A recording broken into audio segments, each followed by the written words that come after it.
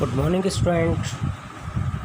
तो स्टूडेंट आज करेंगे हम मोल फ्रैक्शन। प्रीवियस वीडियो में हमने किया था मोलैलिटी, उससे पहले हमने मोलैरिटी किया और आज करेंगे हम मोल fraction.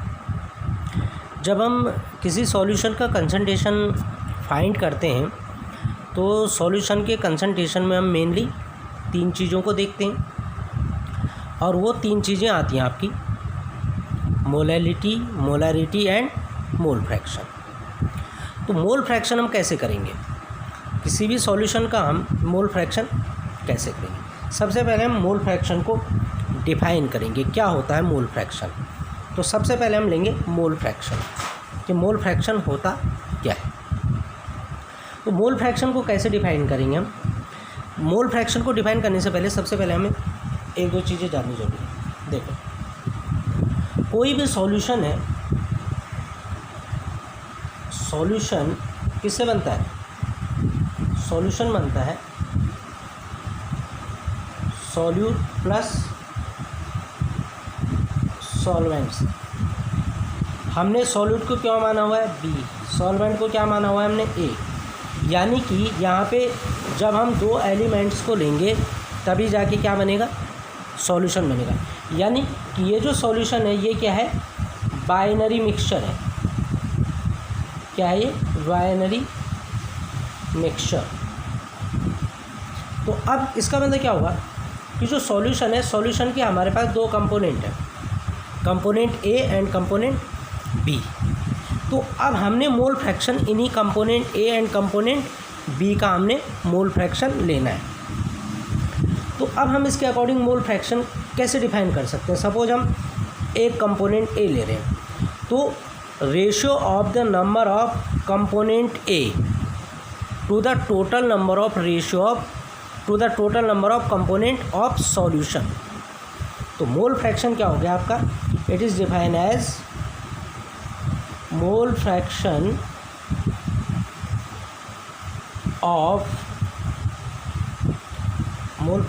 of a solution may be defined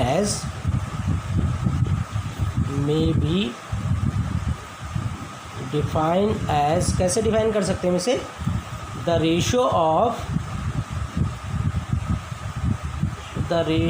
of number of moles of component. Suppose हम ए ले लो, बी ले लो, कोई बात, चाहे आप कंपोनेंट ए ले लो चाहे कंपोनेंट बी ले लो, तो लेने दोनों ही हमने कंपोनेंट ए ले लिया। The ratio of the number of mole of component A to the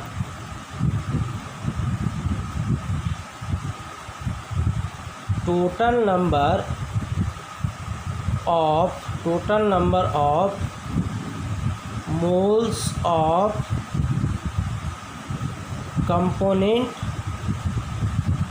present in solution,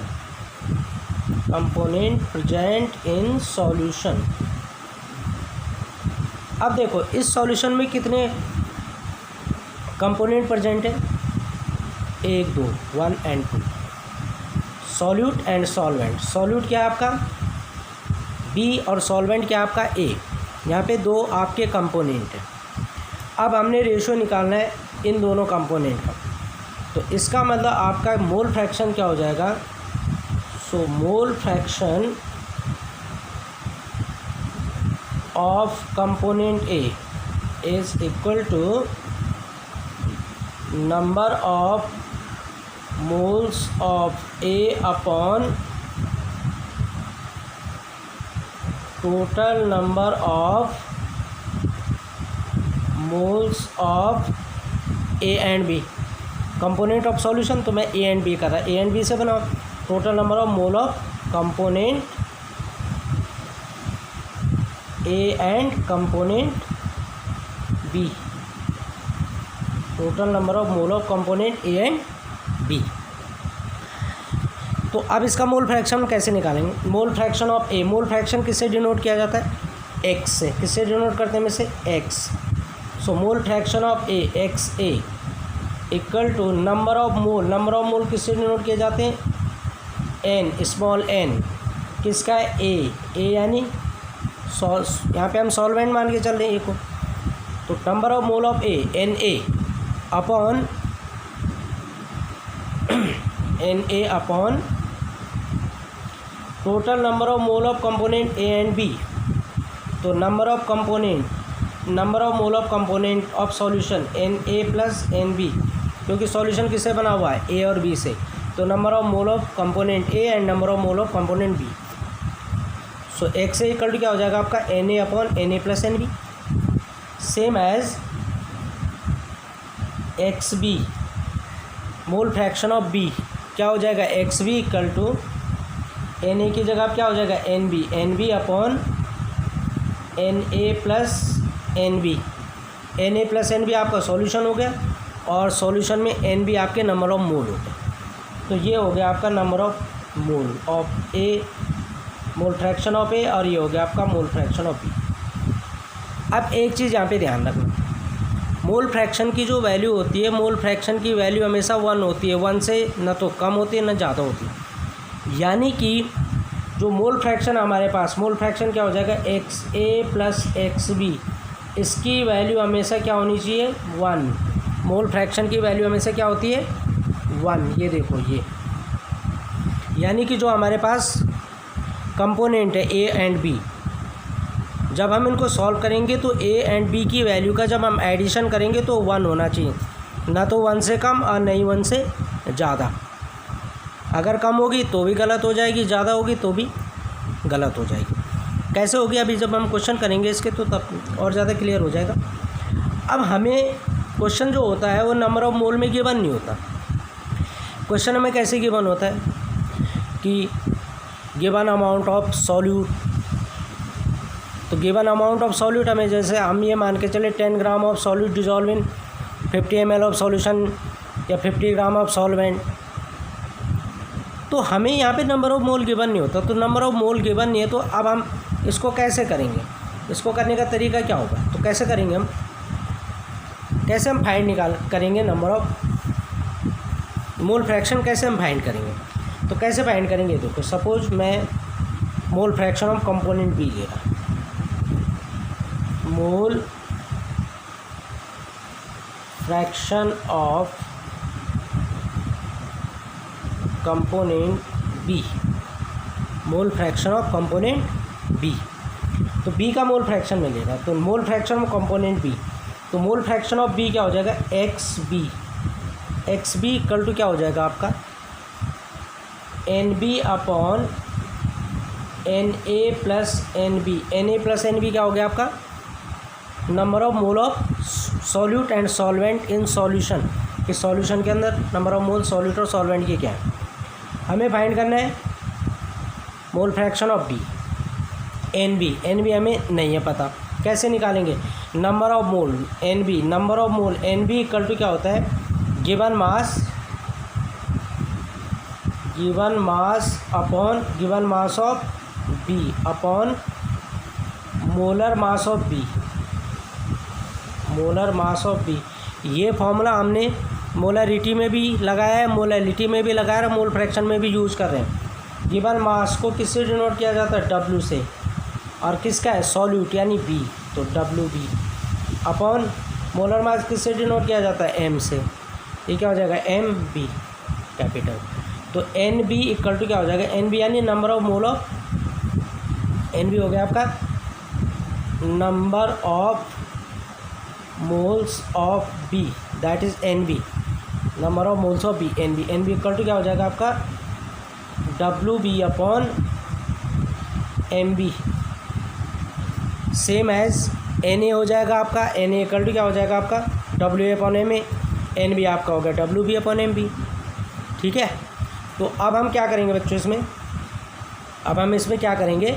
इसमें करेंगे हम इस वैल्यू को यहाँ पुट कर देंगे इस फॉर्मूले में। सो XB इक्वल टू हो जाएगा आपका NB की जगह आप क्या लिख देंगे? WB upon MB, clear, upon Na की जगह आप क्या लिखेंगे? WA upon MA plus W B upon M B. W B upon M B किसकी जगह रखा आपने, इस एम बी की जगह। एन ए की जगह क्या लिखा आपने, डब्ल्यू अपॉन एम ए। तो इससे आपका क्या बन जाएगा, जो आपको गिवन वैल्यूज़ होंगी आप वो वैल्यू इसमें पुट कर लेंगे, और इसमें पुट करने के बाद वो वैल्यूज़ आप जब रखेंगे तो आपको एक्स भी फाइंड हो जाएगा। कभी भी मोल फ्रैक्शन के आपको जो क्वेश्चन गिवन होंगे इनमें हमेशा कोशिश ये करो कि क्या निकालो, इसमें निकालो एक्स बी को। तो एक्स बी निकाल दिया आपने, और उसके बाद क्या करा आपने, क्या होता है अगर आपने एक्स बी निकाल दिया तो we know X A plus X B equal to क्या होता है, 1। मोल फ्रैक्शन की वैल्यू क्या होती है, 1। आपने एक्स बी फाइंड कर लिया, एक्स ए आपने फाइंड करना है, तो एक्स ए इक्वल टू क्या हो जाएगा, सिंपली आप 1 से एक्स बी की वैल्यू को माइनस कर दो, तो एक्स ए इक्वल टू क्या हो जाएगा, 1 माइनस एक्स बी। और अगर आपने एक्स ए निकाल लिया, एक्स बी फाइंड करना है, तो वो क्या हो जाएगा, 1 माइनस एक्स ए। ये आपकी एक्स बी की वैल्यू फाइंड होगी। तो जो मोल फ्रैक्शन की वैल्यू होती है, मोल फ्रैक्शन की वैल्यू हमेशा क्या होती है, मोल फ्रैक्शन की वैल्यू हमेशा 1 होती है, ठीक है। 1.2 नहीं हो सकती, 2 नहीं हो सकती, यानी 1 से ऊपर वैल्यू हो ही नहीं सकती है। तो हमें ये चीज़ ध्यान रखनी है कि जो मोल फ्रैक्शन है, मोल फ्रैक्शन की वैल्यू 1 ही हो। अब देखो, अब हम इस पर रिलेटेड क्वेश्चन करेंगे, तो इससे हमें और ज़्यादा क्लियर हो जाएगा कि हम इसकी वैल्यूज़ को कैसे पुट करेंगे, ठीक है बच्चों। अब हम एक क्वेश्चन करते हैं इसमें, और वो क्वेश्चन कर रहे हैं हम,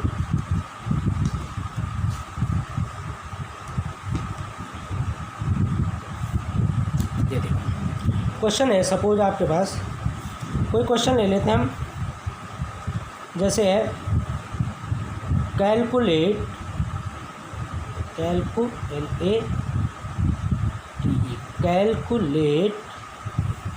द मोल फ्रैक्शन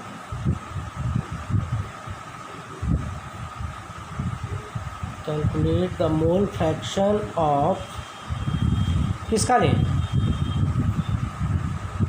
ले लें हम, जैसे हम ले लेते हैं इथेनॉल ले लेते हैं। Calculate the mole fraction of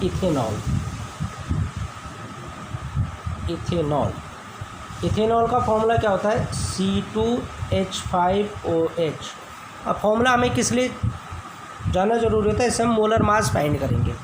calculate the mole fraction of ethanol, ठीक है।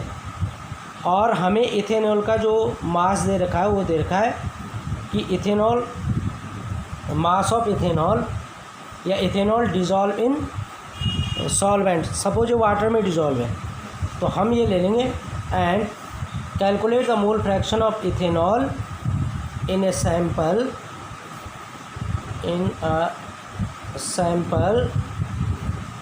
ऑफ, क्या लेने, वाटर लेने, वाटर में, हाँ चलो वाटर ले लेते हैं, तो लेस अमाउंट डिज़ोल्व कर देंगे इसका, of A water, WTER, water, sample of A water containing, अब कितने ग्राम ले लो, कितने ग्राम भी ले लो, सपोज इसको ले लेते हैं हम 15 ग्राम ले लें, चलो 15 ग्राम ले लेते हैं, 15 ग्राम इथेनॉल बाय मास। अब हम यहाँ पे इथेनॉल और वाटर के अंदर है ये डिज़ोल्व, तो हम यहाँ पे इथेनॉल और वाटर दोनों का क्या लेंगे, मोल फ्रैक्शन लेंगे। अब देखो मोल फ्रैक्शन में मोल फ्रैक्शन के हमने क्या लिया है कि जो ए है, ए हमारा सॉल्वेंट है और बी क्या है हमारा सॉल्यूट, बी क्या है हमारा सॉल्यूट, ए हमारा सॉल्वेंट। तो सॉल्वेंट क्या है यहाँ पे वाटर, सॉल्यूट क्या है हमारे पास इथेनॉल, इसकी अमाउंट कितनी है हमारे पास 15 ग्राम। तो ये हो जाएगा आपका WB कितना हो गया आपका 15 ग्राम। WA इक्वल टू क्या हो जाएगा, अब हमें यहाँ पे देने रखा है कि वाटर कितना है, ठीक है ना। तो सपोज हम इसको ऐसा कर लेते हैं कि ethanol in a sample of water containing ethanol 15 gram of ethanol by mass, ठीक है। हम इसको 15% कर देते हैं, ठीक है। अब 15% हमने कर लिया, अब हमें ये पता चल गया कि 15% का मतलब ये हो गया कि जब परसेंटेज में वैल्यू होती है तो हम उसको ग्राम में ले लेते हैं। परसेंटेज टोटल कितना होता है 100, ये हो गया आपका सॉल्यूट 15 ग्राम। सॉल्वेंट कितना आ जाएगा 100 से 15 को माइनस कर लो, तो इसलिए मैंने 15% किया। नहीं तो यहाँ पे वाटर की हम कोई वैल्यू लेते हैं 100 ग्राम 200 ml 300, तो ऐसे भी आप कर सकते हैं। ऐसे क्वेश्चन आपको मोस्टली मिलेंगे। तो W इक्वल टू क्या हो जाएगा आपका 100 माइनस 15 दैट इज़ 85 ग्राम। तो W B हो गया आपका 15, W हो गया आपका 18। अब निकालेंगे आप MB। MB यानी क्या हो गया आपका, MB हो गया आपका मोलर मास। किसका molar mass? Molar mass of ethanol. तो MB कितना हो जाएगा, मोलर मास ऑफ इथेनॉल कितना हो जाएगा आपका C2H5OH। C2 कार्बन कितने हैं, कार्बन का atomic mass 12 × 2, hydrogen 1 × 5, oxygen 16 plus hydrogen 1 24 plus 5 plus 16 plus 1। C2 12 दूनी 24, 5 1 जा 5, 16 1 कितना हो जाएगा 24 5 1 6 और 4 10 24 और 6 30 और 10 40 46 कितना हो गया MB 46। तो मोलर मास ऑफ इथेनॉल कितना होता है 46। और MA molar mass of water, molar mass of water H2O किसका, ये है मोलर मास किसका, मोलर मास ऑफ वाटर कितना होता है, वाटर हो गया H2O, तो H हो गया 1 × 2 plus 16 that is 2 × 2 plus 16 it is 18। तो ये हो गया आपका MA। अब देखो हमें यहाँ पे MB मिल गया, MA मिल गया, WB मिल गया, WA मिल गया, सारी चीज़ें मिल गई। अब हम XB फाइंड कर लेंगे। तो XB इक्वल टू क्या फॉर्मूला लगेगा आपका WB upon MB upon WA upon MA plus WB upon MB। So that is XB equal to WB कितना है आपके पास, ये देखो WB कितना 15, WA कितना 85। तो ये क्या हो जाएगा आपका 15 अपॉन MB, MB कितना है इसका, ये देखो 46 अपॉन WA कितना है आपके पास 85 अपॉन WA आपके पास 18 प्लस 15 अपॉन 46। अब इसको क्या करो, या तो इन दोनों को क्रॉस मल्टीप्लाई कर लो या इन दोनों का एलसीएम निकाल लो। इन दोनों का क्या कर देंगे, एलसीएम निकाल देंगे। तो इसको सिंपल ही तरीका क्या है इसको करने का, इसको करने का सिंपल तरीका ये देखो 15 अपॉन 46 हो गया, 15 अपॉन 46 अपॉन ये हो जाएगा आपका 85 × 46, 85 × 46 प्लस 18 × 15, 18 × 15 अपॉन 85 × 18 सॉरी 18 × 46 सॉरी 46 × 18। ठीक है बच्चों, अब इसको आप सॉल्व कर लें। तो ये जगह 15, ये देखो ये जो वैल्यू जाएगी टॉप पे चली जाएगी इसके साथ 15 के साथ, ये जो आएगी इसके साथ आ जाएगी 15 × 46 × 18 अपॉन 46 × इसको मल्टीप्लाई कर लो, मल्टीप्लाई करके कितना आएगा 85 46 30 6 48 50 51 4 5 20 4 32 33 34 0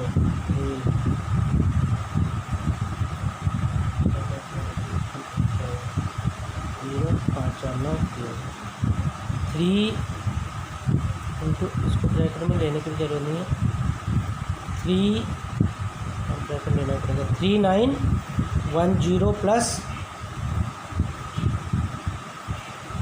18 5 90 0 18 कम 18 10 28 कम 27 18×5 = 9, 18 9 27, 270।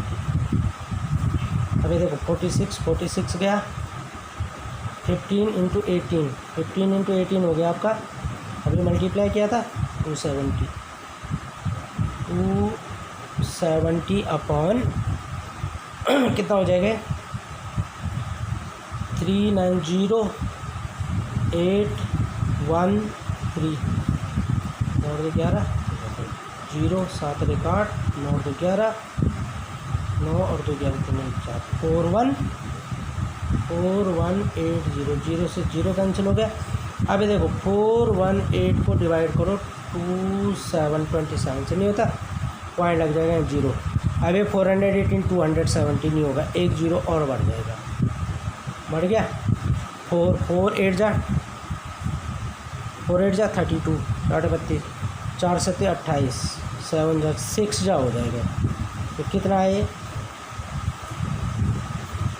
एक्स बी की वैल्यू कितनी आई आपकी, एक्स बी इक्वल टू कितना आया आपका 0.06।